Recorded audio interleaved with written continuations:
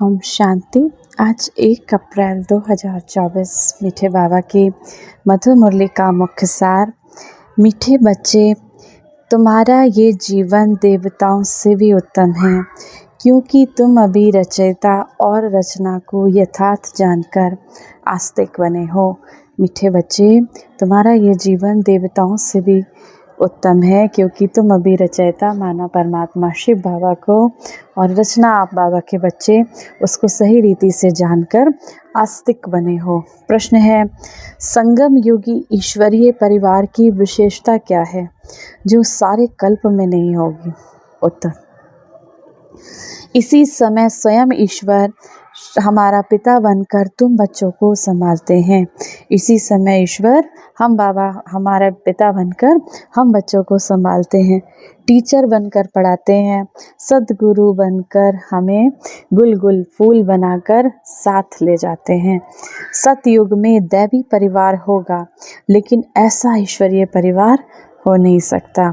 तुम बच्चे अभी बेहद के सन्यासी भी हो, राजयोगी भी हो और राजाई के लिए पढ़ रहे हो। तो हमारे परिवार, ये जो ईश्वरीय परिवार है, ब्राह्मण परिवार है हम बाबा के बच्चों का, इसकी विशेषता बाबा कहते हैं जो सारे कल्प में नहीं होगी। धारणा के लिए मुख्य सार है। पहला नंबर, सारी दुनिया अब कब्र दाखिल होनी है, विनाश सामने है, इसीलिए कोई से भी संबंध नहीं रखना है। अंत काल में एक शिव बाबा याद रहे। सारी दुनिया अब कब्र दाखिल होनी है, बाबा ने कहा विनाश सामने खड़ा है, इसीलिए कलयुगी दुनिया से मोह मिटा, अंत काल में एक शिव बाबा याद रहे। इसका अभ्यास, इसकी प्रैक्टिस अभी से करनी है। दूसरा, श्याम से सुंदर, पतित से पावन बनने का ये पुरुषोत्तम संगम युग है। बाबा ने इसको पुरुषोत्तम बनाया। बाबा ने कहा आप उत्तम बन रहे हो, आत्मा उत्तम बन रही है, तो ये श्याम से सुंदर बन रही है, पतित से पावन बन रही है, तो ये पुरुषोत्तम संगम युग है। यही समय है उत्तम पुरुष बनने का। सदा इसी स्मृति में रहे स्वयं को कौड़ी से हीरे जैसा बनाना है। वरदान है, ज्ञान धन द्वारा प्रकृति के सब साधन प्राप्त करने वाले पद्मा पदम पति भव। ज्ञान धन स्थूल धन की प्राप्ति स्वतः कराता है। जहाँ ज्ञान धन है वहाँ प्रकृति स्वतः दासी बन जाती है। ज्ञान धन से प्रकृति के सब साधन प्राप्त हो जाते हैं, इसीलिए ज्ञान धन सब धन का राजा है। जब आपके पास ये बाबा का ज्ञान है, ये ज्ञान का धन है, तो बाबा कहते प्रकृति के साधन में स्वतः प्राप्त हो जाते हैं। ज्ञान धन सब धन का राजा है। जहाँ राजा है वहाँ सर्व पदार्थ स्वतः प्राप्त होते हैं। यह ज्ञान धन ही पद्मा पदम पति बनाने वाला है, परमार्थ और व्यवहार को स्वतः सिद्ध करता है। ज्ञान धन में इतनी शक्ति है जो अनेक जन्मों के लिए राजाओं का राजा बना देती है। स्लोगन है, कल्प कल्प का विजयी हूँ। ये रूहानी नशा इमर्ज हो तो माया जीत बन जाएंगे। कभी कभी हम परिस्थितियों के सामने, समस्याओं के सामने या फिर विकारों के सामने, बाबा कहते हैं बच्चे दिल शिकस्त हो जाते हैं, तो उनको क्या याद रखना है कि कल्प कल्प की विजयी आत्मा हूँ। मैंने कल्प पहले भी विजय प्राप्त की थी और मैं इस कल्प की भी विजयी आत्मा हूँ। तो ये नशा जब इमर्ज रहेगा तो माया जीत बन जाएंगे। आज की मुरली से समान का अभ्यास करेंगे। मैं मास्टर सर्वशक्तिमान विजयी आत्मा हूँ। मास्टर सर्वशक्तिमान विजयी आत्मा हूँ।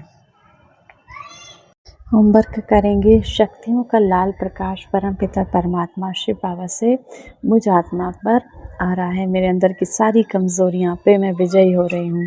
मैं अपने सारे विकारों पर मैं आत्मा विजयी बन रही हूँ। मैं कल्प कल्प की विजयी आत्मा हूँ। 1 मिनट के लिए शक्तियों के सागर परम पिता परमात्मा से जुड़कर उनसे शक्तियों का प्रकाश अपनी आत्मा में ग्रहण करें। मैं विघ्न विनाशक आत्मा, विघ्नों को विदाई देने वाली, विघ्नों को समाप्त करने वाली मैं विजयी आत्मा हूँ। मेरी विघ्न विनाशक गणेश के रूप में इस संसार में पूजा हो रही है। सभी भक्तगण विघ्न हरो देवा कहकर पुकारते। मैं विघ्न विनाशक गणेश शिव पिता से शक्तियाँ लेकर उन सभी आत्माओं के विघ्नों को दूर कर रही हूँ। उनके विघ्न दूर हो रहे हैं, समस्याएं दूर होती जा रही हैं। सर्वशक्तिमान शिव बाबा के साथ सभी आत्माएं शक्तियों का अनुभव कर रही हैं। मैं निर्विघ्न आत्मा, मैं आत्मा अपनी निर्विघ्न स्थिति में स्थित रहकर अपने हर कदम में सफलता का अनुभव करती। मैं आत्मा अपने स्वयं के और संबंध संपर्क में आने वाली सभी आत्माओं के विघ्नों को दूर करने के लिए समर्थ बनती जा रही हूँ। परमात्मा शिव विवाह से मुझे शक्तियों का वरदान मिल रहा है। मैं विघ्न विनाशक आत्मा हूँ। मैं विघ्न विनाशक आत्मा हूँ।